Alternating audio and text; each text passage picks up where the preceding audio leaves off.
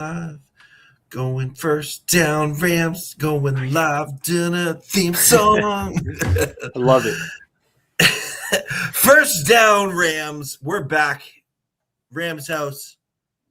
Oh, it's because I'm on this side. I messed it up. There we go. Yeah. Rams house.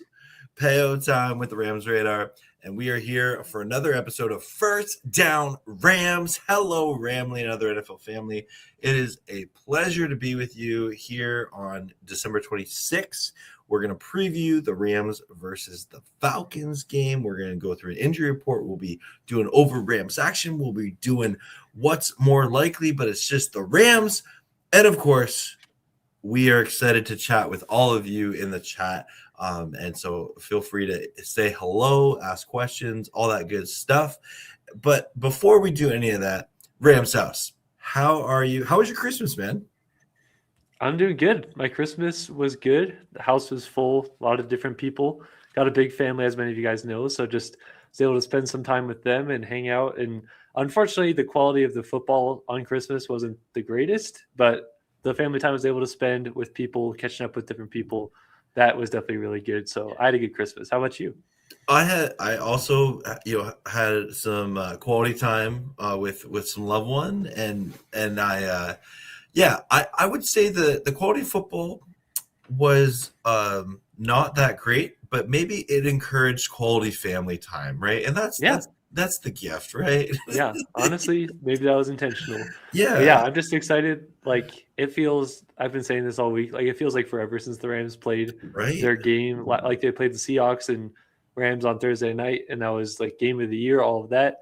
But it feels like it's been just months and months since we played football. And so I'm just excited to be able to talk more Rams and get excited for this Falcons and Rams game, because it still feels a little far out. I'm going to be honest. It's Friday night. We play on Monday night, but we just got to get there, man. I'm excited. Yeah, and you know what? Before we talk Rams Falcons, I gotta give some shout outs here. We see Porter in the chat. He's still a little salty about how the 2-point conversions of the refs. I get it, Porter. Yeah. Porter, he actually gave me a Christmas gift. He's told me that Troy Reeder is going to get a pick six. He said he got it for me. So excited. Porter's very generous that way. Yeah, he is. That's a hard gift to be able to give for someone. Yeah.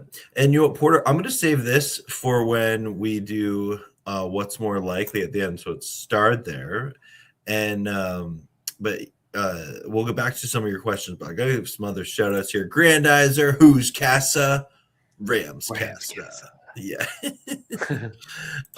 We got Muabdeeb is here, stays left, keep me accountable. I got you, man. I got you. Ooh, the one, the only Sheriff Joe from Rams Showcase is here. Hello, my good friend. Let's see what else we got. The Juno Troopers here. Good to see you. I'm not on the roof again. Yeah, I'm in a hotel. I am on the road again. Yes, I am.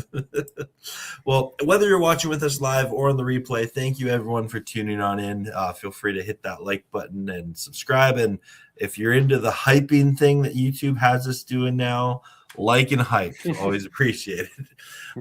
So, Rams, let's talk Rams Falcons. But before I turn it over to you, can I just remind you of something? Go ahead. So way back when the schedule came out, we were excited for this game. I remember actually like talking with you, talking with other Rams fan of like, what game, like when you look at the Rams schedule before the season started, what are the games you are most excited for? And there are many Ram fans, including myself, that was like, Falcons Rams Monday Night Football at the end of the year? Yeah, that's like in my like top 5 games I'm most excited for in this game, like this season for the Rams. Now, as the season has gone on, and there's been some wins, some losses, things like that. The Falcon season, has kind of not turned out the way they would have liked. I feel like some of that excitement has maybe died down a lot. But I am happy to say I still love the Raheem Morris connection to the Rams and that storyline that's there. I I do think the McVay and Cousins connection from way back in the Washington day is still there. Always kind of a fun little storyline, to throw in there. You look at, Bijan Robinson, Drake London. This is a team that has some studs, like some really good talent on it. And then on top of that, there's the Pierce. What? I'm forgetting his name here. James Pierce Jr. James Pierce Jr., who the Falcons traded their first round pick next year in order to get, but they also traded their second round pick, which was the 46th overall pick, for tight end Terrence Ferguson, which the Rams selected. And there's some cool storylines there, right? But anyway, I say all this to ask you, what are you excited about heading into this Rams-Falcons game? Just a vanilla answer to start. Just excited to see the Rams play again. Yeah. Excited to see them in primetime action. If you would have told me going into the year to try to guess if Rams-Eagles or Rams-Falcons would be in primetime, I would say probably Rams-Eagles. I wouldn't have thought that Rams-Falcons would be here. But here we are now, and there's, as you mentioned, a lot of good storylines between both teams, whether it be coaches, even like Zach Robinson, who came from the Rams as their offensive coordinator, and you talked about Raheem Morris and the trade and all of that. I'm excited as a Rams fan, knowing if we win, it helps us now, but it also helps us in the future for that draft pick. And I just feel like this game for the Rams offense is going to be another one of those games where they are going to just be on fire and playing really well. And that's what I'm excited for. I think we're going to see some good offensive fireworks from both sides, just because there's some good players on both sides. And I'm excited to be able to see what the Rams can do, just because that they're frustrated and they're salty after the way the result went last week against the Seahawks, and they know that they're still in that number one seed contention, and the NFC West division is still on the line.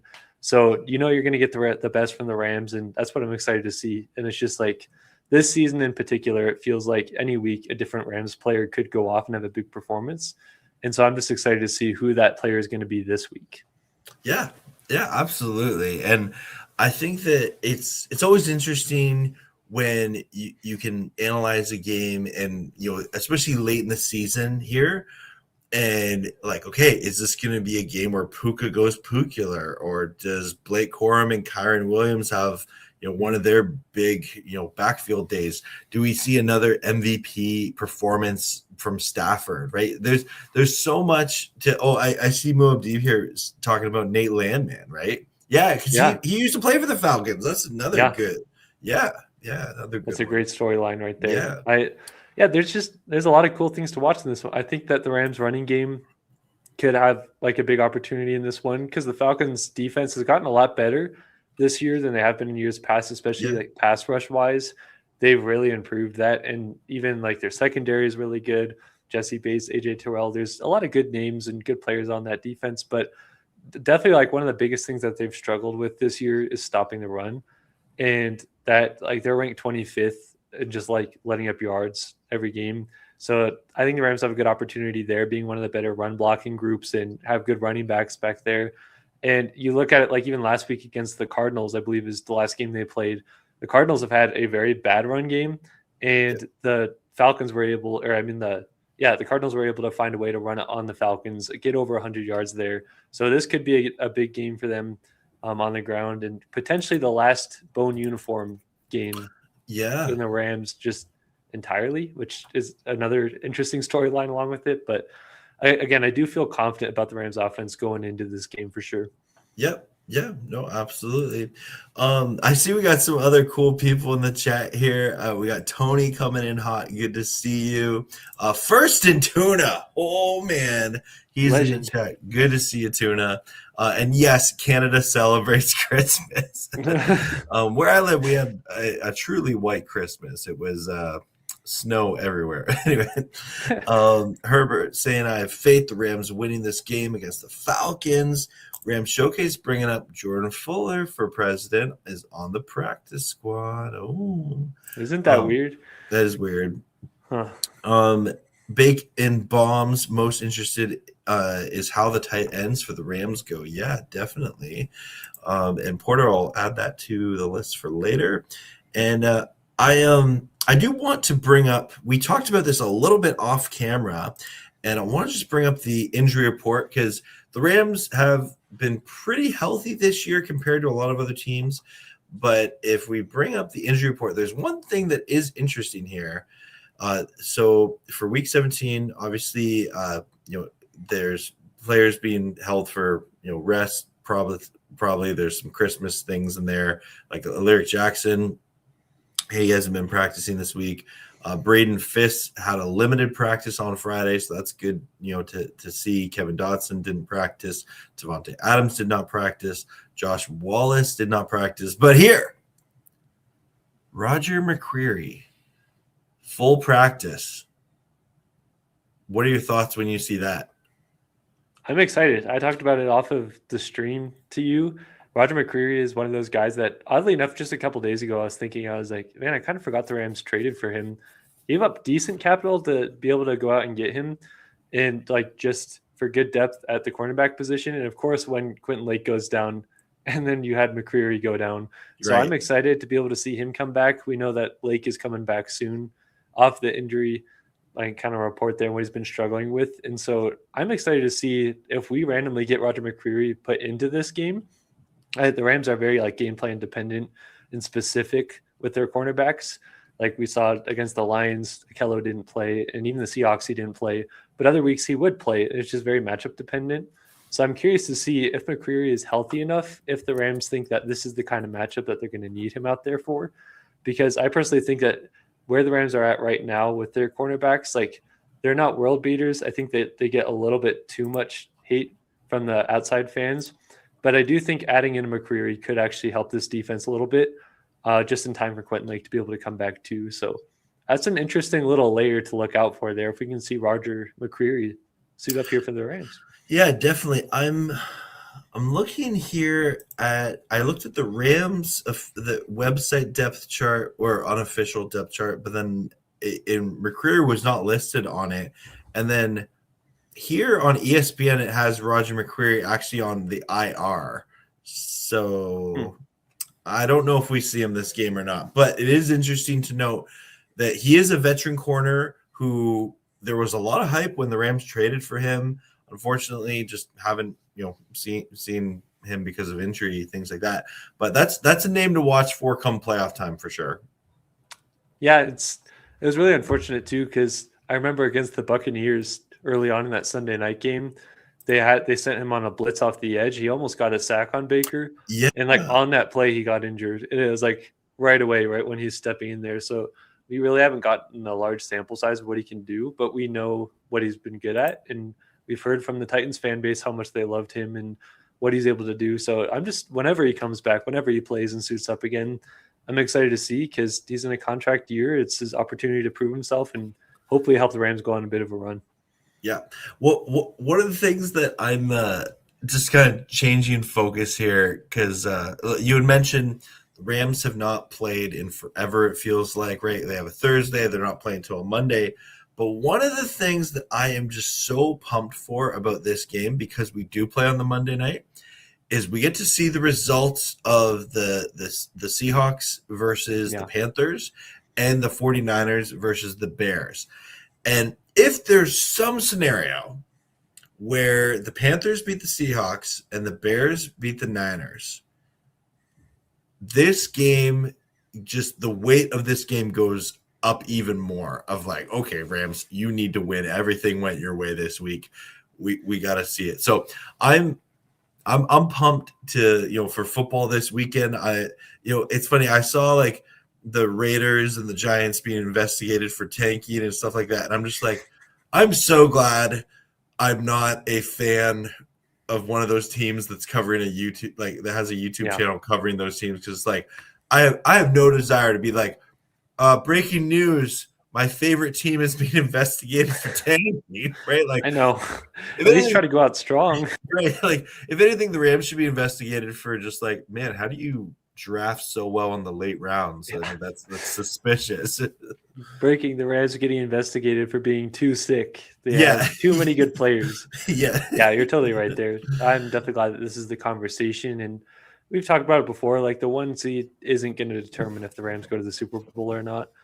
But am so rooting for the Panthers to pull off a win against the Seahawks and Bears against the Niners, and to set up for a scenario if the Rams could find a way to still get that 1 seed, that would be pretty sweet. Like home field advantage, get the week off.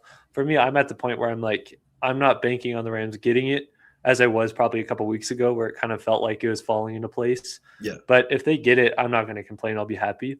But either way, the vibe of this team feels very much like they're not afraid to play anybody, anywhere. They have the team to match up against anyone. Really, the only thing that could get in their way is injuries and like terrible weather. Like if you get a really bad weather game, but even in that, like the other team would have to play in it as well. So I feel pretty confident about this team going forward for sure.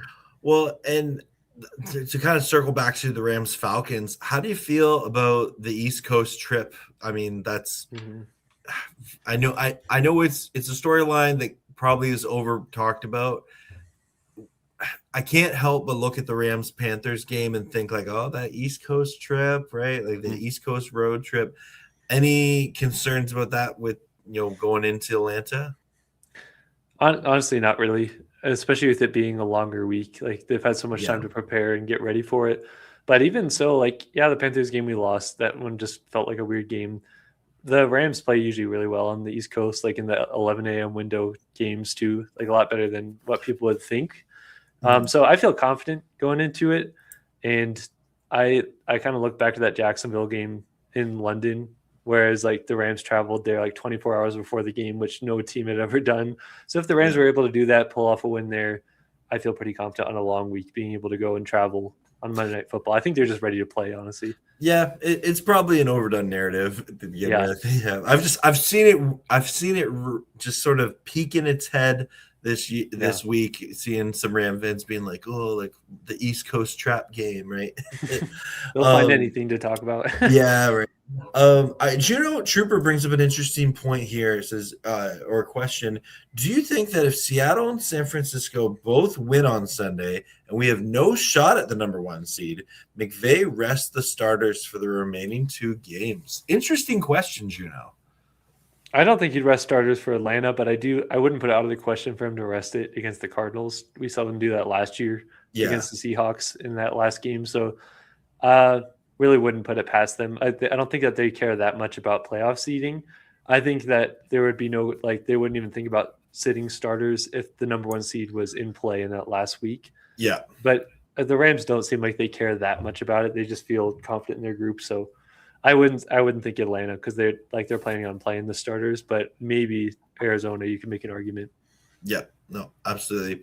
And Sheriff Joe brings up that McCreary is technically on IR, but he got activated to practice. We have to activate him off IR within 21 days of him returning to practice. Oh, thank you very much, Sheriff Joe, for explaining that. Very cool. Yeah. Porter, no promises. Stay tuned. Let's see. Any other interesting questions coming out here? I see Muabdeeb saying we finally have a quiet Rams week, the most drama we've had in like 5 years. Yeah, I agree. To be honest, it's like I've had friends reach out to me of like, oh, like the Rams, the drama team, and I'm like, like they don't do drama. They really don't. Well, it's funny too. I like a weird stream that happened with Puka, just like doing human being things. Like that's the kind of drama that qualifies it for the Rams, just because like they don't get into the news like that, to where like this probably for most other teams is like normal, like casual, but for the Rams it's like, oh no, it's like, is the sky falling? And it's like, no, they're fine. Yeah. Tony asks a good question here. He says, what do you think happens to Stafford's chances on MVP if they rest him? Good question, Tony. Is he talking about like this week or the week? I'm assuming I'm assuming he means Arizona. Yeah. That is a good question. I think it should still go to Stafford, but maybe it would make it closer. Honestly, I think if Stafford has one more really good game to just sort of put a bow on it, I think he can take it with confidence. And I honestly, I love that Stafford is such a savvy vet that like whenever he's asked about it, he appreciates it. It's cool, but like he's too cool for school. He's like MVP is nice, but like I'm focused on the Super Bowl, right? Like that's what you want in your quarterback, right? You don't necessarily want him getting, like, oh yeah, MVP, that's my goal in life, right? Yeah, that's definitely true. I love having Stafford. He's just such a cool guy there. But yeah, I think you're kind of right there. I feel like he has it pretty locked up. Like I think it's a tight race, but I feel like he's shown enough to be able to get the MVP. But to your point, like if he has another good performance, this one's going to be in prime time, Monday Night Football against the Falcons team whose defense has gotten a lot better. And if he just does it again on a primetime stage, maybe for people for whatever reason who are still up in the air about it would be like, oh yeah. But honestly, like I feel like it would take some like pretty bad performances for him to be able to fall out of that conversation or to go back to second. But I don't know. That's kind of my thoughts on it. Because Drake May has been playing really well, and I don't want to take that away from him. He's been playing some really good football on a Patriots team. And the thing I keep going back to in my head is Stafford has played really well for a lot of his career, but especially since coming to the Rams. And he's been elevating people left and right since he's been here and even on the Lions. Drake May's been playing really well, but he's only done it for 2 years. This is the first season that he's been in this conversation. So it's kind of weird to think of like taking Stafford out of the conversation, giving it to May when this is technically a small sample size of like, this is the first year it's happening. But for Stafford, it's like he has a resume of playing well, a resume of doing the no looks and everything that he does, to where I would just be a little bit surprised if they took it out of his hands, just because like he's built up that credibility. And it's the best year of Stafford's career statistically, right? Like,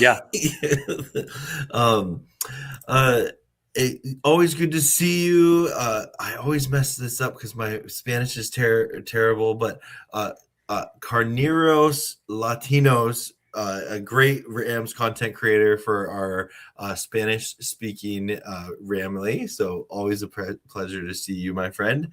And I saw we also got Rams-aholic in that house. Good to see you. Rams-aholic? Yeah. I see Bruce is also here. Shout out, Bruce. And then I see two questions here. We're going to get to Grandizers second. But first off, Muabdeeb asks, as a Missouri, pardon my Canadian, how do you feel about the Kansas Chiefs? And I'm guessing that question is for you because you were born in Missouri, right? Yeah. Honestly, I'm kind of disinterested like in the Chiefs, obviously being a Rams fan, but I felt like it was kind of a surprising move for me. I don't really know too much about like what went into that, but I don't know. I'm sure the people that are living there are probably upset with them moving. I would assume just based on what we saw at the St. Louis and LA move. But honestly, I couldn't care too much about it, especially because like right now I live in Colorado. But yeah, I was born in St. Louis, so. Oh, fair enough. Yeah. To be honest, I saw the storyline. I don't know enough about it. I'm sure it has something to do with taxes or something like that. Probably, yeah. Grandizer's question is on the Hawks Nest chat. So that's a Seahawks content creator, Brendan. They kept talking about Puka not being happy with the Rams. What is that about? Just rumors? Yeah, I totally rumors. Never heard anything about that. Yeah, not even a hint of that. No. Yeah, they must be confused. Yeah. Maybe that's just their hope because they're scared of it. I would be hoping that too if I was a Seahawks fan. Yeah, right. I have to address this. Muabdeeb, je m'appelle Peo Time, comment tu peux-tu? Un petit français. That's all I don't know a lot of French. I'm not bilingual. I know a little bit of French to get by, and I don't know Spanish. Okay, I won't speak. Every now and then I'll speak a little bit of French on these, and then people are just like, "Oh, he knows a little bit of French." I don't have a clue what he's saying.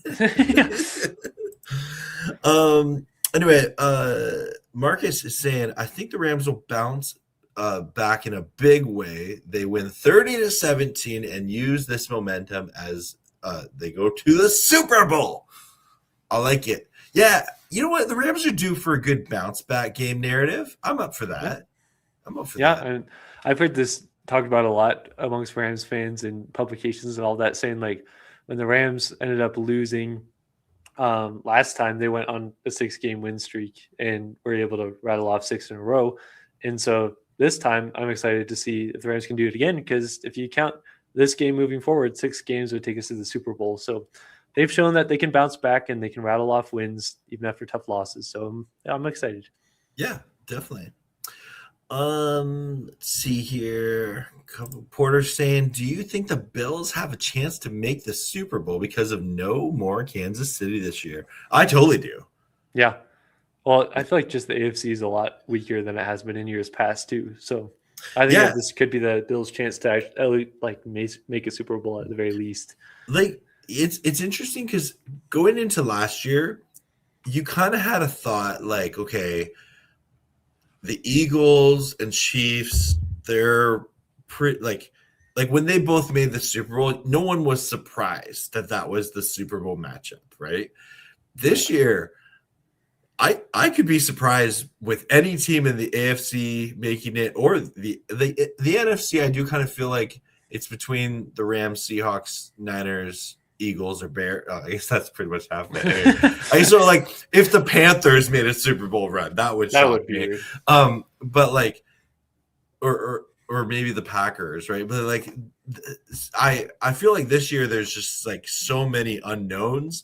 So yeah, I think if the Bills were to make a run, this would be the year for them to do it for sure. Yeah, this is one of those fun years where it's just like there's so much up in the air, so much that you can't predict. Even just a couple weeks from now, things may look a lot different than they did. I mean, you even look back a week ago, the Rams were in the 1 seed and now they're in the 6 seed, like just all of a sudden. And that's what this year feels like. It's just like it's so wide open in a lot of ways. And I was on with Tuna and the Sheriff on their show earlier, and we were talking about who should get Offensive Player of the Year this year. And the main ones that we were talking about were Puka Nacua, Christian McCaffrey, and JSN. And with that conversation, it was tough. It was a toss-up. There's a lot of different arguments you can make for each one of those guys. Yeah. And then Coach of the Year, you look at that, you're like, oh, there's like 3 or 4 different options that I could really see. And like I was thinking in my head, I was like, this is like the definition of this season. It's like wide open. Anybody can win it. And there's a lot of good teams to where it's like you just don't know what's going to happen. It's just really as like overplayed of a narrative as it is. It's whoever plays well and gets hottest in the playoffs is going to end up winning, because all these teams are really close. Yeah. And coaches are close and players are close. And that's just the kind of year it's been, which is fun because we've gotten used to kind of like the chalk, answers of like Eagles going to make the Super Bowl, Chiefs. Like you usually can tell early on, but this one, it's like there's so many teams that could do it. Yeah, it's more wide open than Puka Nacua on a slant route. Yep, honestly, can't get more open than that. Yeah. I'm gonna see David here. Good to see you, my friend. Bacon Bombs asked a good question here. Who would you guys rather play, Carolina or Philly? I would lean Carolina. I like Philadelphia. I think is pretty beatable. Like to be honest. It would be tough going to their place, no matter how beatable they are. Beat them there. To me, it's just like Carolina. I know that they're good at home. They just don't have that much recent playoff experience. They got a lot of young players, and I really do think that the result is going to be completely different than what we first saw when the Rams played against Carolina, especially losing to them. I would take Carolina all day. What about you? My answer is maybe a little more petty than yours. So my Rams versus Carolina watch party was the most watched watch party in the history of my channel, which I still think is random but cool. But the amount of smack talk that Carolina Panthers fans talked that entire week, and Eagles fans talk a lot of smack. And when we lost to them, that like I saw that for sure. But the amount of way over the top smack talk that I saw from Carolina Panthers fans, I'll say this way. I have never deleted so many comments from my comment section because and it normally takes a lot for me to actually delete a comment. It's normally like if it's a like super personal attack on myself or someone else or something, I'm just like, nope, I get that out of there. But like the amount of just like vulgar comments from the Carolina Panthers fans. And so I would love the Rams to play the Carolina Panthers again, just because I would dig a week of the Rams, the Ramley and Panthers fans having, some banter back and forth. And I'd like the Rams to get another crack at the Panthers. So I'd kind of go that way.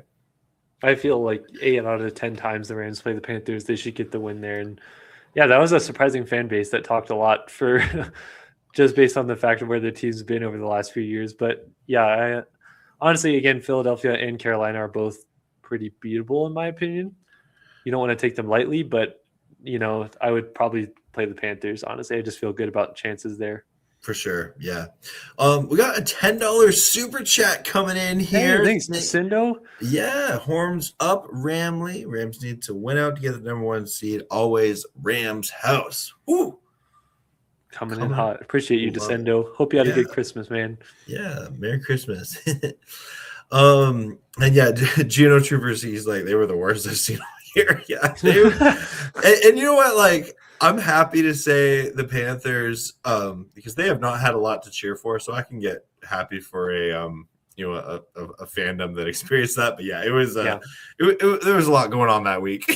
Yeah, that was, and the sad part was that was like the birthday week for me, and so I was like getting excited, and then it was like, oh, the Rams lost to the Panthers in a heartbreaking fashion. But no matter what, like at the end of the losses that the Rams have had this year, we've had some brutal losses, like some really gut-wrenching losses, and the most recent one was probably the worst.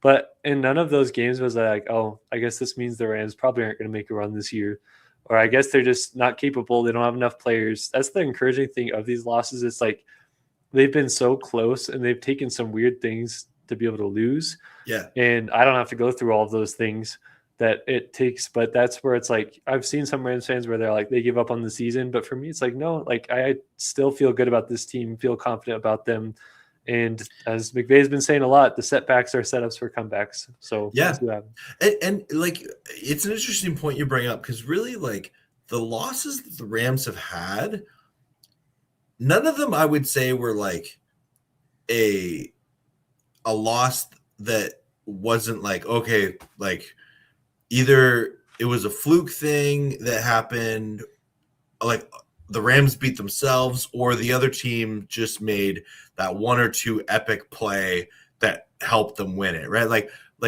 I guess, is it fair to say like they were quality losses? I don't know. Like that. Yeah. Well, yeah, definitely quality losses, competitive losses. I think between the Rams loss to the Seahawks and the win over them, it's like a 3-point difference or something like put together. And like that shows how good those teams are. And every game aside from, because Philadelphia, we lost to the Eagles by I think 7 points, but really it should have been like 1 point just because they returned it back. It's like every game the Rams are down there, like down to the wire, the last play, every game that they lose. And in those games, you can point to so many things of being like, man, like Rams fumbled a few too many times, or Rams missed the field goal, had it blocked, whatever. And then in this Seahawks game, like the punt return set everything up. You had that weird 2-point conversion that McVay said he's never seen anything like that before. So like that's the encouraging thing about it. It's like there's not a loss where you're like, man, we just played terribly. I can't believe like this is our team, whatever. They do feel very competitive, and so it feels like it takes a lot for them to be able to lose games, in my opinion. Yeah, no, I'd agree. Yeah. Well, we're kind of caught up on comments here. Again, everyone, thank you so much for tuning in with us. Yeah. Rams House, are you ready for some over Rams action? Oh, yeah. Let's do it.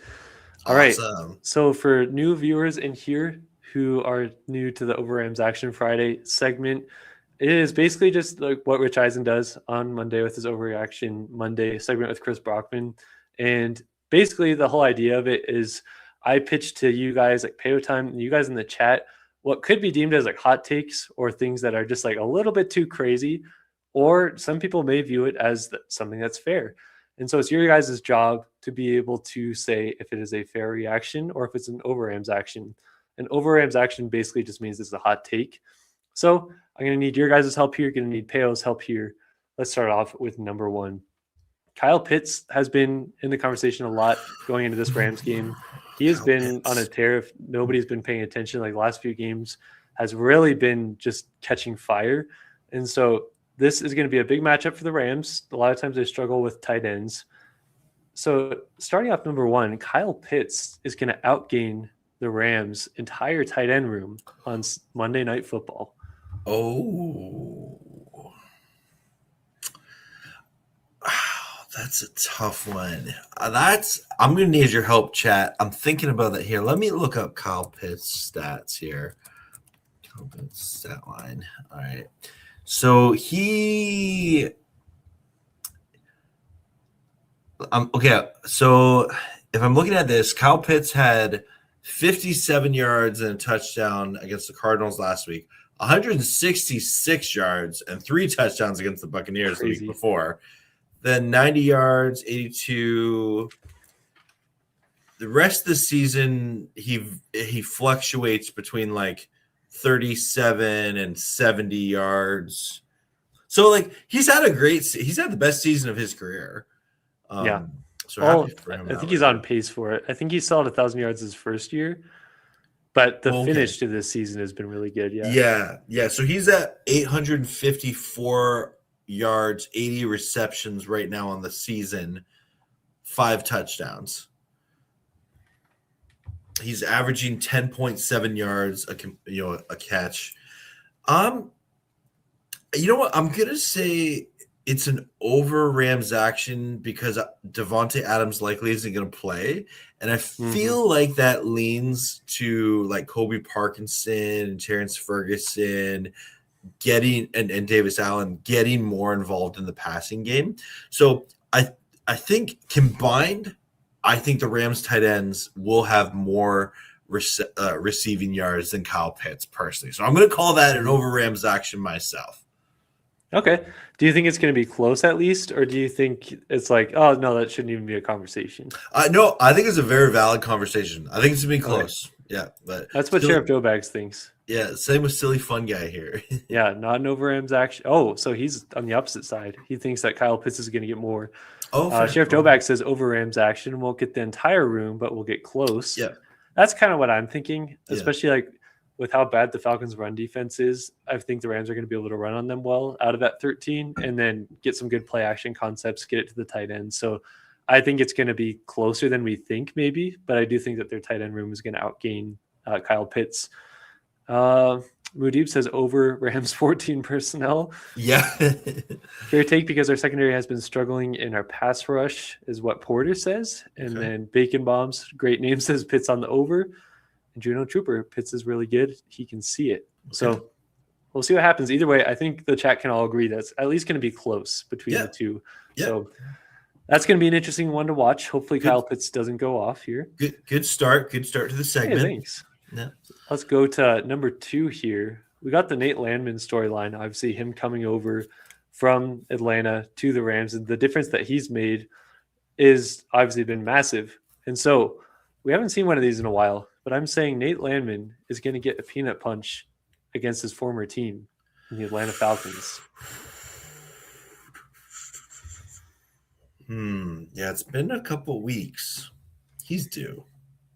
That's not an over Rams action. I think Nate Landman, there's always that revenge game narrative, right? And I don't think Nate Landman ended things from the Falcons on bad terms by any means. Yeah. But yeah, I'm going to say that's not an over Rams action. I totally think he could do it.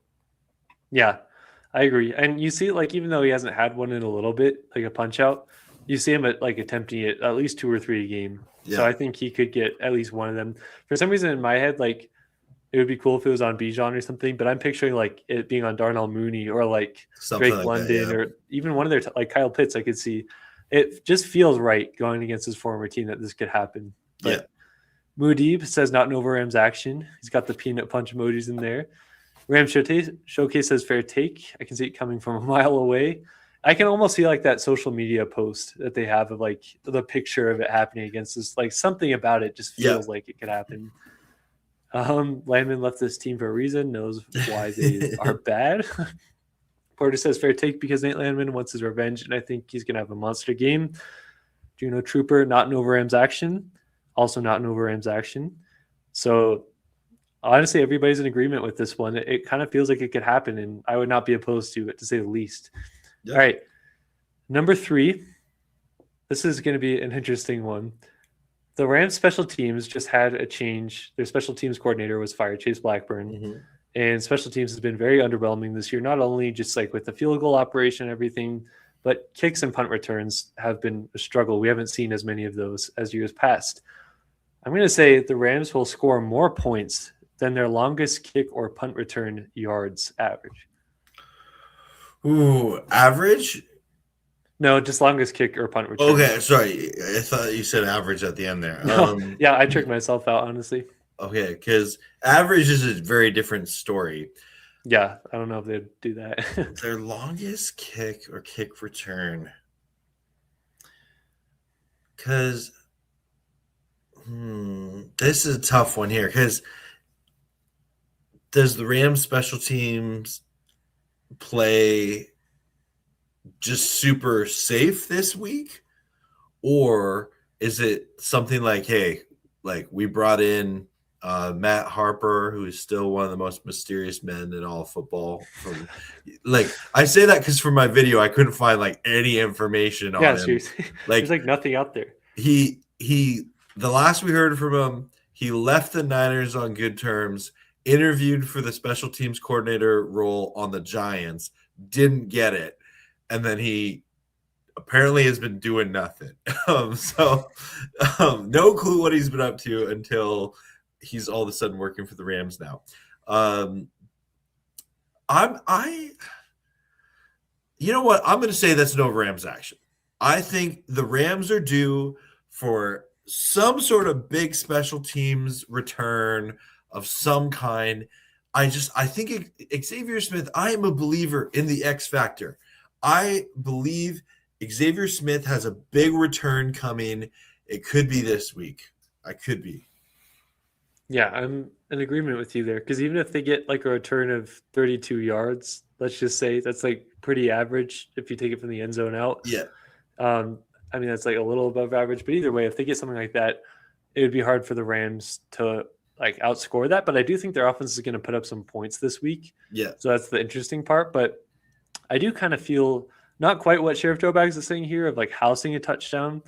But I do kind of feel like we could have like a 50-yard one or something to open the day well. I've just randomly thought of that game in 2021 against the Jaguars where they opened – because that was the first game in December was against the Jaguars. And so they lost 3 in a row or 4 in a row. I don't even remember. They hadn't won a game in November. And then they started off December with a kick return that got all the way to like I think the 40-yard line, the opposing 40 or the 30.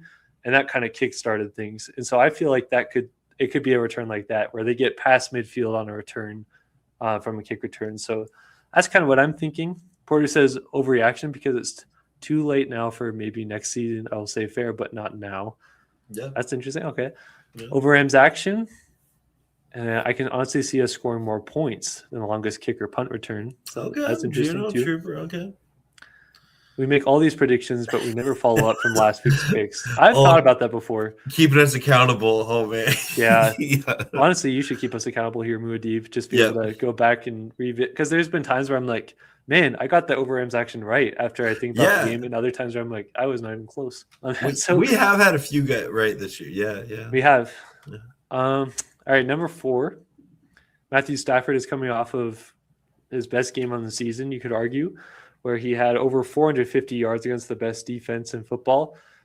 I'm going to say this game, Matthew Stafford will have a game over 400 yards passing. Ooh. Back-to-back weeks. I'm going to say over Rams action myself. And it's not because I don't think it could happen. I kind of feel like this is going to be a return to the run game. I could see this game just the way it kind of goes. It's a road game. I could see it going where we see a lot of Kyron Williams and Blake Corum this game. So that's why I'm going to say over Rams action on this one here. I agree with you. I mean, I obviously made the the thing here. I think the Rams could get this, but I do think they're going to lean into the run game. I see Stafford getting more around like 350. That's kind of where I'm sitting, which is still really good, honestly. But 400 yards back-to-back games isn't out of the question. But I do think that they're going to lean into the run game a little bit more. If he does, put the bow on that MVP. I'm just saying. Seriously. Yeah. And put a lock and key under it so that we can undo the bow. Yeah. This is fair take. I think he and Puka do damage again. Okay. That's honestly fair there. Puka blowing up in a all-9 uniform just makes sense, you know? Yeah. Yeah. It could be the last bone game too. So if we have one of those performances in the bone, I know probably a lot of Rams fans. What do you say? Save the bone. Save the bone. I was gonna say I wonder. There's probably a lot of Rams fans that want the bone gone, but there's a lot of people that are big fans of it, including Joe. So I think it's won the fandom over for the most part. Yeah, it's definitely like the reception at first was pretty bad. Yeah, but I feel like people have grown to it, and yeah, I like it. Yeah. Old Man Ghost says too much running for the 400 passing. Yeah. Oh, he said all bone uni. That makes so much more sense. Yeah. Okay. Last over Rams action here. This is interesting. That's why I saved it for last. The Rams draft pick from the Falcons will be a lower number than the amount of catches between Drake London and Kyle Pitts. The Rams draft pick from the Falcons will be lower than the amount of catches between Drake London and Kyle Pitts. So, because it's at 11 right now, right? Mm-hmm. I think I saw a post today that said the pick will be anywhere between the 8th pick and the 12th pick at worst. I don't know how credible that is, but that's what I saw. I'm just checking out Tankathon here. So currently it is the 12th pick. Sorry, my mistake. It is the 12th pick currently. So the Falcons have 6 wins. Hypothetically they lose this game.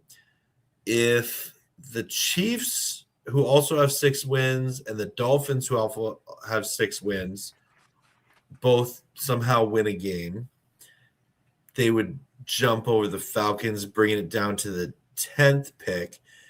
The Bengals have 5, then the Saints have 5. So could the Saints and Bengals win out? So, yeah, the lowest I think it can go is potentially the 7th, but Washington would have to win out. Yeah, there's a lot of bad football teams that need to win out for that to happen. I think it stays between 10 and 12. Okay. I'm just thinking this through here. So, and Drake London and Kyle Pitts catches in this game? Absolutely. I totally think the pick will be lower than that because I could see them both getting like at least 8 catches. Like, I don't think that's out of the question for them, especially because they have Cousins, throwing them the rock. So, yeah, I'm going to say that is not an over Rams action. Okay. Porter says overreaction because we're going to win and they're going to be 6 and 12. Over Rams action, I think. Over Rams action. Yeah. Finn's SOS, a tough one. Rumor has it Falcons pick will drop to 20th. Overreaction because Drake and Pitts are really good, but I want the top 10 pick. Honestly, I feel like the difference between even the top 8 pick and the 12th pick isn't all that crazy of a drop off, but we'll see. It's going to be interesting because, I mean, this could be another one of those that's close between these. Yeah. So we'll see. Falcons are going to be playing from behind, so they'll be throwing a lot. So the draft pick will be lower. Yeah. I'm kind of thinking along those lines too. I think that the draft pick is going to be lower than the catches of both of them combined, just based on the fact that Pitts in London, they're probably going to get a lot of at least targets. Yeah. So I do think that the pick will be lower for sure. Johnny Hamlin, my brother said both receivers have great hands, honestly. That's a good point. So they can secure those catches there. So that's going to do it for the Over Rams action segment of this. And I'm going to pass it over to Peo time for what's more likely, but it's just the Rams. Great section. You're making us work on a Friday night with those Over Rams actions. I'm telling you. We had a lot of weeks or a lot of time to prepare between the last game and now, so we got to make it a little tough. Is this technically our first? Well, I guess it depends if we do a show on New Year's Eve. We might have one more first down Rams this year, but okay, interesting. That's interesting to think about. Yeah, I didn't even think about that. It's been one of the greatest shows ever, right? Already, yeah. We're gonna get an Emmy for it. Or an ESPY for it, or something. An ESPY, some best sort of award. Maybe I was gonna say maybe we get MVP, not Stafford. Yeah, I don't know. Yeah. Okay, let me get organized here. So we're playing what's more likely, but it's just the Rams. For those of you who have never played before, I'm going to give you two scenarios, and I want to hear you in the chat and Rams House say which one is more likely. And if you answer like both or neither, I'm going to be like, come on, pick a side, right? You know, we want commitment here. So that's kind of what we're going here with. So Rams House, are you ready for what's more likely, but it's just the Rams? Let's do it. Excited to see what you cooked up here. All right. Week 17, Rams Falcons coming in hot here. What's more likely? Kyren Williams has more yards rushing than Bijan Robinson, or Kirk Cousins has more passing yards than Matthew Stafford? I'm going to go with the first one. Kyren has more than Bijan. I know like Bijan's really good, but I do feel like this could be a really good run game. Now, the more I'm thinking about it, Blake Corum and Kyren Williams do split time. So that makes it a little bit harder for Kyren to outrush Bijan. But I just feel like the Rams offense is going to put up points to where the Falcons are going to be having to pass a lot. I just don't know if I see Cousins passing more than Stafford, having more yards. I'm going to stick with Kyren has more than Bijan, but it is definitely tough with them splitting time, basically. Okay. Yeah, I actually think there's a chance that Cousins has more passing yards than Stafford, just for the reason is I do think the Rams will be playing with a lead this game. Yeah. And that can kind of help the Falcons go one-dimensional. So that's my thoughts of it. But yeah, I see here a lot of people are saying the first one, K-Dub is more likely Rams can hit the ground attack. Okay. Bijan. Does anyone agree with me? Oh, yeah. Okay. Juno says Cousins somehow. Williams. Okay. That's fair. Okay. And my other caveat is Kyren Williams also splits carries like with Blake Corum, right? So yeah. That's a good one to start off though. And Cousins is definitely one of those guys like you talked about maybe playing from behind, but sometimes he just randomly has really good games. Yeah. Like even thinking about that Vikings-Rams, like Jared Goff and Kirk Cousins game on Thursday night when Goff had like the perfect passing game. Even like Cousins was playing really well there. I even think like last year on the Falcons against the Bucs, I think it was on Thursday night, he put up like 425 passing yards. And like Cousins has been known to have those random games where he just pops off. And if he's playing from behind, that's definitely not out of the question. Yep. You like that? You like that? Still one of the best Kirk Cousins moments ever. It's so funny, especially if you see the video with it and not just hear it. It looks You like that? You like that? It's like so fired up. Yeah. Okay. Second one. What's more likely, but it's just the Rams. The Falcons, what's more likely? The Falcons going to half with the lead, or Sean McVay uses 2 challenges this game?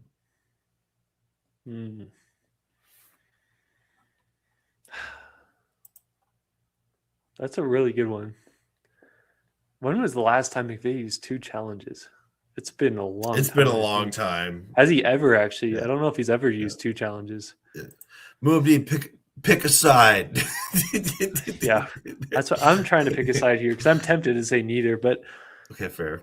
I guess Falcons go into the lead or into the half with the lead because the Rams I could totally see like they're down. Let's just say 10-7 or like 13-10, and then just come out play really well in the second half. We've seen that before, so I'll say the first one. Grandizer says McVay uses 2 challenges. Sheriff Joe is saying McVay 2 challenges just to make the refs look twice as something. Honestly, maybe that's what they need. Just have it challenged so they take a closer look. Fair enough. That's a good one, though. Okay. All right. My next three, I'm really proud of these three. All right. Ooh. Does that mean are they going to be hard? Well, I'll let you be the judge of that. Open to interpretation. Here we go. What's more likely? The Rams go into overtime for the second straight game, or the Rams have over 500 total yards for the third straight game? I'm going second. I don't know why I feel so good about the Rams offense going into this one, because it's not like the Falcons defense is bad. Like they're second in sacks. They've just gotten better. Obviously, their coach is defensive minded. He knows McVay. I don't know why. I just have a weird feeling that the Rams offense is going to be on one this game. So I'm going to go over 500 total yards the third straight game. Okay. It looks like all of you are agreeing. I guess I thought that was more clever in my head, but you guys are just like, come on, Peo.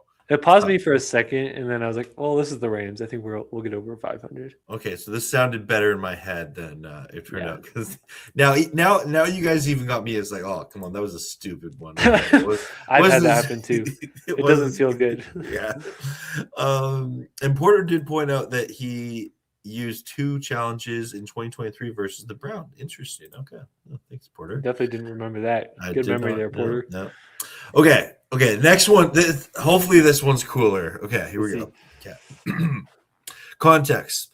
The Falcons traded their 2026 first-round picks to draft edge rusher James Pierce Jr. What's more likely? Pierce has 2+ sacks in this game, or Rams tight end Terrence Ferguson scores a touchdown, who the Rams drafted with the 46th overall pick, which was originally the Falcons' picks in last year's draft. That's a good one. I like the way you tied everything together. Yeah, it's a story. I'm going to go Ferguson. Full circle there. Yeah. I'm going Ferguson just because Higbee's still out. He should have had 2 touchdowns last week. I do think that the Rams are going to use 13 personnel, and it feels right that he's going to get in the end zone there. Pierce is a good edge rusher, but even a guy like Aiden Hutchinson, like we didn't see get 2 sacks against us. We have played some really good pass rushers, and the offensive line has been really good for the Rams. Yep. Pierce can definitely do that, but I think Stafford's been really good at least of getting rid of the football before taking a sack, and also just getting the ball up fast. Yep. So I'm going to go with Terrence Ferguson. Okay, fair enough. And before I get to the chats, I do want to see Muad'Dib. I have had maple syrup in back-to-back waffle days. Just okay. How do you know? Yeah, the hotel I'm at has a great continental breakfast. Okay. You got to take advantage of that. Yeah. Okay, 2 challenges. Ferg. Okay, it seems like everyone's thinking Fergie is going for the touchdown here. Okay, that's cool. That's good. But hey, okay, thanks for the affirmation. That was a good one. Okay. Or Porter, unless the refs screw us again. Hopefully not. Hopefully we don't put ourselves in a position to get screwed by them again. Yeah. Okay, I got one more. Yeah, here we go. What's more likely this game? Puka. Oh, wait, sorry. Before I say this, context. Last week, my last what's more likely was, would Puka go over 160 yards for a third straight game? And would the Rams defense allow under 100 yards rushing for a third straight game? The Rams defense did, in fact, allow over 100 yards rushing. So Puka did, for a second game or third game in a row, went over 160. So I thought, you know what? Let's keep this going. What's more likely this game? Puka gets over 160 yards for the 4th straight game, or Nate Landman forces a fumble. Making me choose here. I can't say both for those of you in the chat who want to say that. Yeah. Can't say both. Got to pick one. Yeah. Rams Sheriff Joe saying Puka. I'm going Landman here, actually. With the Landman punch out. Okay. Because Puka could still have 150, and that would make it would still work. But I really do feel like this game is going to be more like Rams running and focus on the tight ends, splash plays here and there. Puka's going to get involved for sure. But I'm going to go Nate Landman. I feel he's going to get a punch out. It seems like a lot of people are going Puka. Silly Fun Guy agrees. Nate Landman here. So does Bruce. Sheriff Joe Bragg used his advanced Ramsalytics to say Puka hits 160, 100%. Landman force fumble 90%. Okay, that's some great. The Ramsalytics are just off the charts right there, Sheriff Joe. Yeah. So thank you. He's flexing on us. Yeah. A lot of people were saying Puka here. Okay, cool. And joke's on you. I forgot. I actually have one more. Are you ready for one more? You tricked me here. A bonus one. I don't know if I'm prepared for this. This is my Christmas present to you and everyone in the live chat. Hey, much love to you, Peo. Christmas present, what's more likely? Troy Reeder gets a pick six or a touchdown on special teams. So of any kind, Troy Reeder does something of significance. Or Harrison Mevis makes a 60-yard field goal this game. This is hard. Because I don't know if the Rams would trust Mevis to try a 60-yarder. But I'm going to go Mevis because it's indoors. Okay, and maybe the Rams are up by enough points, and they're like, let's just see if you can hit it from 60 for the future. I'm sorry, Troy Reeder. I'm gonna go against that and go with Mevis here. What do you think, Pale? You know, I've considered myself a Troy Reeder truther, and I think something is coming with this man. There is a reason he is on this team. I don't think it's just because he's a great locker room guy. And me and Porter, we're in the same boat. Troy pick six. And so is Silly Fun Guy. I love it. Sheriff Joe's saying Mevis, and it's not close.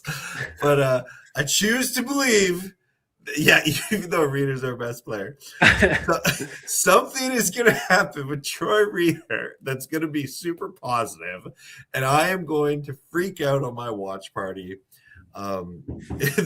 Milton saying the Reeder game comes in the Super Bowl. Man, I would be very happy if Troy Reeder got a pick six. I'd be wondering if I was dreaming, if it was actually real.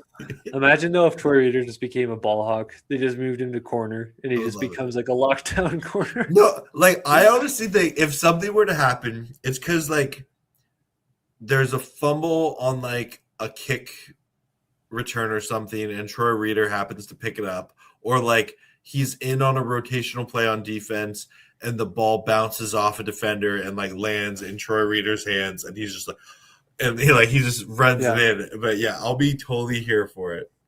Honestly, give away a Troy Reeder jersey when it happens. That's honestly that would give some incentive. Like as soon as you announce that, he'd probably get it. So, right? Yeah. Imagine though if he gets like 3 in the Super Bowl and gets Super Bowl MVP Troy Reeder. I wonder how much is a Troy Reeder jersey? I'm gonna look that up, man. Is there even one available? I'm gonna find go custom. I think you might have to go custom with this. Okay, maybe I'm wrong. I'm looking here at the Rams fan shop. Okay, I think you actually do have to. They have a 40% off sale right now on select jerseys. That's kind of cool. I don't actually see a Troy Reeder jersey. You'd have to go the full-on custom route. I think you actually would have to request a Troy Reeder jersey. Sheriff Joe Bag says, if Troy Reeder gets Super Bowl MVP, I'll buy his jersey. There we go. Honestly, that would be the craziest turnaround for a player in history. I'll join that. Okay, let's all get matching Troy Reeder jerseys if he's Super Bowl MVP. It's only fair. Yeah. For the amount of flack that he's taken, to be able to give it all back to him, give him some praise for what he did. That'd just be insane. I don't know. It would feel like a different world we're living in if Troy Reeder got Super Bowl MVP. Yeah. All right, deal.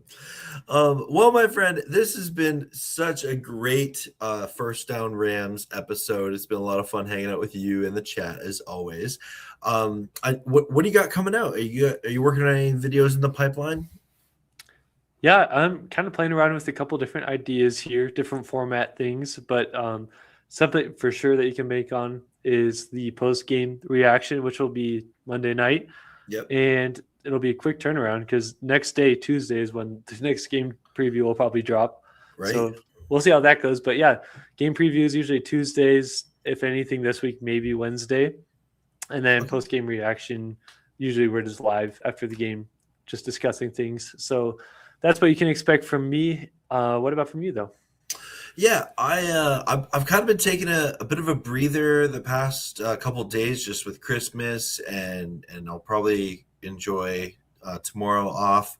And then Sunday I'll watch some football. I'll probably have some sort of video come out Sunday, just in regards to the outcomes of the game, and then of course I'll be live for my watch party for Rams versus Falcons on prime time Monday Night Football, and then we'll do reaction videos to that. My before and after videos. Once again, I got accused of faking the before part of it. I find it hilarious. I just find it funny because like people who don't know my channel and see it, they're like, "Wow, this is so fake! Like you clearly recorded this after the game." And now, like you can watch me record it live on a watch party, but okay, whatever. That's crazy. Yeah. Just the consistency of that is crazy. To the point now, there's some of my favorite comments of just like, this is amazing that you think I would fake this. Yeah. I don't think life would be normal if you didn't get that comment. You'd be like, something's off here. Yeah. People believe me. Yeah. Something's a little bit too off here. One final question here from Muabdeeb is, when is Rams House going to grow a pale beard? If I tried, you would upstage me. So I'm leaving that to Peo time right there, leaving it to him. I wouldn't try if I could, just because Peo time, he'd upstage it. He is the Rams guy with the beard. Sorry, Tuna. I mean, I know he's got one. Tuna's got a good beard. Yeah, he does. Sheriff Joe can grow a little bit. He's got the stash more than he does the beard, though. Yeah. I'm trying to think. Jake Ellenbogen can grow a good stash. Yeah. Trying to think. Ian on the Rams Up podcast, he's got a decent like he's more of a chin strap with a goatee, so it's pretty good. He's professional. Yeah. I'm trying to think who else has got Ramsaholic. He can grow one. Yeah, Ramsaholic. That's true. Maybe I'm missing something here. I'm just trying to leave it to the people who do it best. That's fair. Yeah.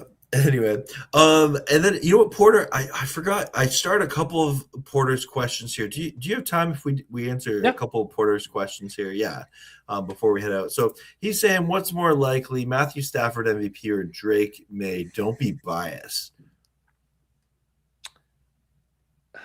I honestly feel like it's not biased to say Stafford, though. Yeah, no, I think the stats back it up. Yeah. I still say Matthew Stafford MVP. I think what it would take is for him to have back-to-back bad weeks and Drake May continue to play really well. But even that, it's like, I mean, look at the other 15 other games he played. I don't know. Yeah, that's fair. Why do you think our secondary is struggling? Is it because the Panthers are they pretending to be so bad? The playoffs will be amazing, top 5. Porter, I stand by something I've learned about the current state of the NFL. There are not that many elite secondaries in the NFL. Yeah. If you get good secondary play, like even decent, you have a top 10 unit, right? Because there's a lot of corners that get burned, and we see that every week. And I don't know if that's just the state of the position, or maybe wide receivers are just that much better right now, or the rules are just favoring the offense.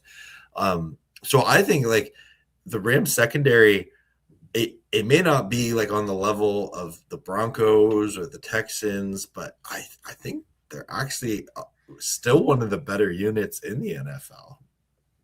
Yeah, I don't know if I would go as far as to say they're one of the better units, cornerback units in the NFL. I think that they get put down as the worst cornerback room, and I don't agree with that. Yeah. I would say middle of the pack to maybe a little bit below. The weird thing is when they have good games, they have good games. The whole room feels like it's playing on fire, kind of going back to that Tampa Bay one. And we've seen games where it's oh man, is this a sign of things to come? But then you have games where it's they're okay, or, oh, I wish we had better guys. But I feel like Jalen Ramsey really spoiled us with what we had there. Yeah. We expect to have that. It's kind of similar to an Aaron Donald conversation. People are the pass rush isn't good because it's not like Aaron Donald. But yeah, we had Jalen Ramsey, we've had Marcus Peters, Aqib Talib. It's always the big name cornerbacks, even Tremaine Johnson and stuff like that, where that's what Rams fans, I think, expect, to where more of like a committee approach with guys feels like it's bad, but it's not necessarily bad. I do think that you are on a good point there with like, there's really not a lot of secondaries and cornerback rooms in the NFL that are like loaded, or it's just usually like the one big name guy is what people gravitate towards. And like who would you say is the best corner in the NFL right now? Probably Pat Surtain. I would say it's between Surtain and Stingley. And that's a good point. I think they're fantastic corners, but like, are they prime Jalen Ramsey level? No. Are they definitely prime not as complete? No. Like Darrelle Revis? No. Right? Like that elite corner that just shut down corner, it's so rare, right? And like that's why every draft I always see these comments on all of our videos of like, it's time for the Rams to draft a true shutdown corner. Where it's like I would love them to draft a shutdown corner, but it's hard to find that, right? Yeah, it's so hard to find. I mean, it's so much easier said than done. And even some of the best cornerback prospects coming back like out of drafts, even in the first rounds, sometimes just turn out to be busts. Like it is a very hard position to play because you're going up against like the best athletes in the world, who you can be having a great game all game, but you have two plays where you just get burnt over the top or whatever, and people think you're a bad corner. So it's a hard position to play. It takes the right like personality to be able to play it too. And it's just like, there's a lot of factors in it for sure. But it's definitely, you can't just be like, all right, like we lost Jalen Ramsey, let's just draft one and it'll be the same. It's like, even if they tried every year from the time they let Ramsey go to now, I still don't know if we have that same kind of guy as Jalen Ramsey, even if they drafted one every year in the first round. Like, I don't know. Yeah, absolutely. What's more likely, Rams first kick return or punt return with our new special teams coordinator? I'm going to say punt return just because it seems like the Rams kick return, they just run it forward and get tackled at the 25 to 30 every time. I'm actually going kick return. Okay. We've had some close punt returns though. I'll get like even against Seattle, we almost had one break. We've seen that get close, but I don't know why. I feel like I'm feeling kick return. Okay, no, that's cool. What's more likely, Nate Landman going to have a good game or Kirk Cousins have a good game? I'm saying Nate Landman. It just depends on what you define by like a good game. I That's guess. Fair. It's subjective, yeah. Because this is one of those where I want to say both, maybe, but pick a side. I'll say Landman. Yeah, I'll say Landman. Okay, final one here from Porter. What's more likely, Seahawks lose to the Panthers or 49ers lose to the Bears? Between Seahawks and Panthers, what team would you guys want to lose to help the Rams if we need them? I'm not exactly sure what you mean by that final part there, but what's more likely, Seahawks lose to Panthers or Niners lose to the Bears? I'm going to say Niners lose to the Bears. I agree. What do you think? Yeah, I agree. I think Panthers can play spoiler for sure. Yeah. And they did to us. I think Seahawks may be riding in high, but I feel like Bears have a chance to do something against the 49ers because the 49ers pass rush isn't that great. But if for the Bears to win that, they'd need to play like a shootout style game, I think, because I think the 49ers are going to put up a lot of points. So hopefully the Bears will play good enough. But I'm just hoping that both happen, honestly. Yeah. Get both of them to lose, that would be nice. But that would be a nice little way to end off 2025 and head into the final week, which is crazy. This NFL season is just, man, it's flown by. It's crazy. It really has. It does every year, though. It's like even when I try to enjoy it, it's like, man, it's already week 18. Like, how's that happening? I remember watching Rams Showcase, and shout out if you're not subscribed to Rams Showcase with Sheriff Joe Beggs, what are you doing with your life?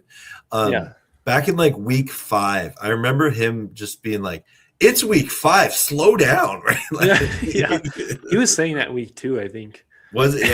Yeah. Gotta enjoy it. But the good thing for the Rams is our season isn't done after a regular season. Yep. We at least have one more guaranteed game. And that's what we're excited about. Do you know what I'm ready to be done with? What's talking about seeding. Last year I got fed up talking about seeding because, like, obviously you want your team to have home field advantage, but when you don't get it, you just like, I don't like complaining about not having home field advantage. And it's just like, if they are the 3 seed, the 4 seed, I don't care. Like, if they're the 5 or 6 seed, like they punch the ticket. That's all I care about. They're in the playoffs. Yes, ideally they're the number 1 seed. If it didn't work out, I'm still stoked my team is in the playoff. Seeding goes like this in the like category of things that I am just so over talking about in this like YouTube space. Seeding is probably one of them. Yeah, that's fair. It's a fun finish because you got like 4 different teams that could get the 1 seed by the end of the year at this point in the season. That's what I like about it. But the crazy thing is it changes, like the seeding kind of, I guess, scenarios and implications change every week. Yeah. Where like at some point I'm just ready to play playoff football. But the exciting thing is the season feels like it's getting close to an end. But if the Rams make the Super Bowl, we still got football till like February. Yeah. So we just got to enjoy this. This is like mid-season for us. and like, I know it's nice when your team gets the bye in the first round, but hey, it's one more possible Rams game, 4 instead of 3. That's exciting. 2 more insane Puka catches that you wouldn't have seen had they not played that game. So 100%. Like this comment from Rams Showcase, seeding is to Peo what mock drafts are to me. You know what? At some point, Joe, you and I want to make a bet. And if you lose the bet, I want you to do a live mock draft with me on stream. That would be funny. What would be your consequence? Like you would have to maybe talk about seeding for an hour? just ramble on about like why the Rams need the number 1 seed here, like or something like. Go through every scenario of every different kind of seeding game that they would play or something. Yeah. True. Yeah. Pick kickers all the way through. Nothing matters. That'd be the quickest mock draft. Just picks every kicker available. Kickers. Well, anyway, this has been a pleasure, my friend. And we will see you in the next episode of First Down Rams. Oh, yeah. Good to see all of you guys.